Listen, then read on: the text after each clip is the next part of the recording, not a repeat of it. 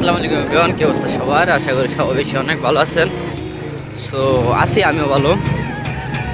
তো আজকে দুপুরবেলা কয়টা মানে 12:30 কিংবা 1:45টার মতন বাজবো এখন। ভাই আকাশের অবস্থা দেখছেন, মনে হয় যে সন্ধ্যার একটু আগে এরকম হয়ে গেছে আকাশ। এদিকে কত কালো করে রাখছে আকাশ, আর ওদিকে সাদা ফর্সা।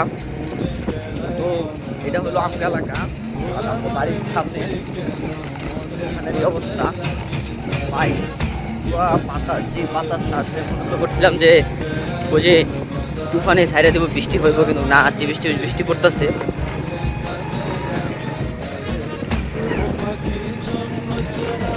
তো আমি বাড়ি থেকে যাইতেছি, তো একটু তাড়াতাড়ি বাইরে এলাম, কাজ আছে আবার একটু। এই যে এখানে দেখতেছেন না, এখানে কটা আমার গরুর জন্য ঘাস কাটতে হবে। তো এই যে এগুলা কাটবো আজকে। আর আমাদের এলাকায় কিন্তু সোয়াবিন উঠে যাইতেছে।